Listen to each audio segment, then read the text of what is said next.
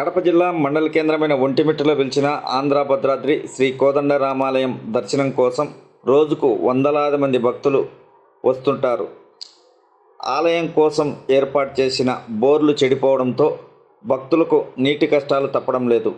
వచ్చే భక్తులు త్రాగునీరు కోసం, స్నానాలు చేయడానికి, మరుగుదొడ్లకు వెళ్ళాలంటే తగినన్ని నీళ్లు అందుబాటులో లేక తీవ్ర అవస్థలు పడుతున్నారు. ఇటీవల భక్తుల రద్దీ అధికంగా పెరగడంతో నీటి ఇబ్బందులు ఎక్కువయ్యాయి. అధికారులు స్పందించి తగినన్ని నీళ్లు అందించేలా చర్యలు తీసుకోవాలని రామయ్య భక్తులు కోరుతున్నారు.